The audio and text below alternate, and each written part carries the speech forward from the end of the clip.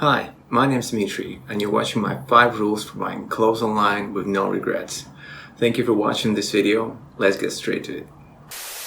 Alright, here's my rule number 1. Do not let yourself be deceived by sales promotions or any other marketing speaks that are usually happening during, for example, season changes. In other words, don't fall for low prices buying clothes that you don't actually need. Let me demonstrate what I'm talking about here. So here's a site I usually go for when I need to find a piece for my wardrobe, and I'm pretty sure you know this one. This blazer looks really classy, spun from cashmere, cut in slim profile, Italian made. Take into the consideration a 70% discount. This price is truly attractive for a 100% cashmere piece. However, currently working remotely from home, I'd say there's a slight chance I'll be wearing it as often as this piece definitely deserves to be worn. Certainly there are occasions where it can be a top match. For example, a champagne reception or a standing banquet. But personally, I would have a suit that I think is perfectly tailored for me. And the second thing, and I think this is one of the most important thing here, is that I don't get that many invitations to these kind of events. So even if there was an 80% discount for this blazer, I wouldn't buy it. The second rule is to give yourself some time before making a purchase. I would say this is one of the most important one. Even if you bump into a thing you've been eagerly searching across the web, don't buy it right away. Let your emotions cool down and use this time to decide whether you really need to buy this thing or not. There are well-known techniques for persuading an online visitor to make an instant purchase. For example, there's only one item left in stock, or 10,000 people have added this item to their cart, and so on.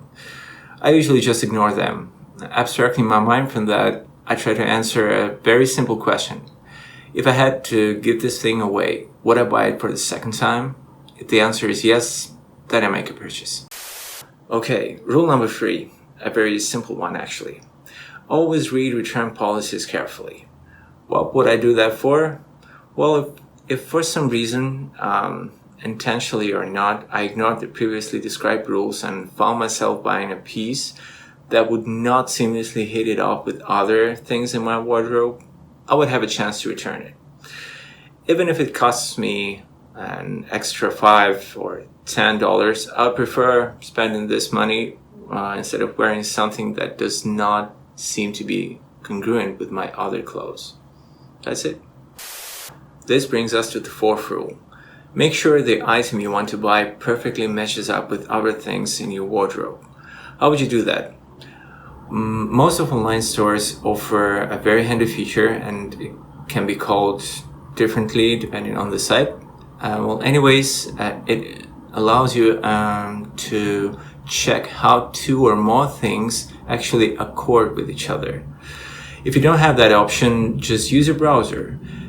Bring one thing to the other in 2 separate browser windows and check how these things work together. I use this technique very often before buying something.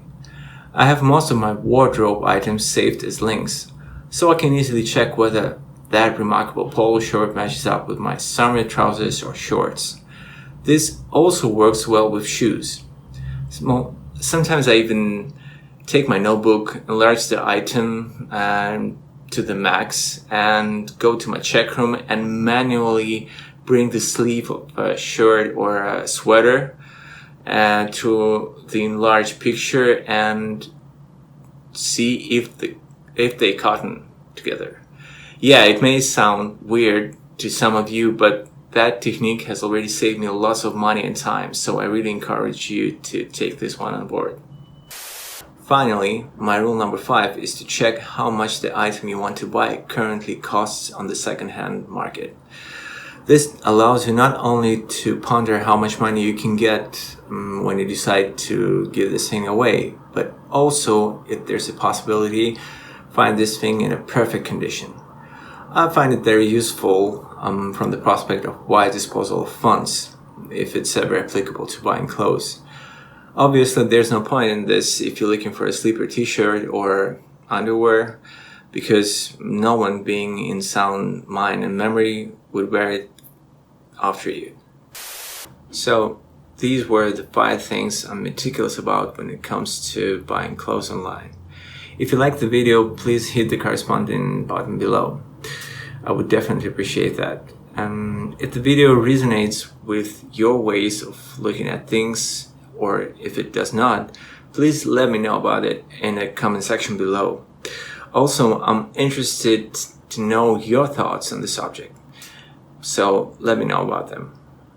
And see you in the next video.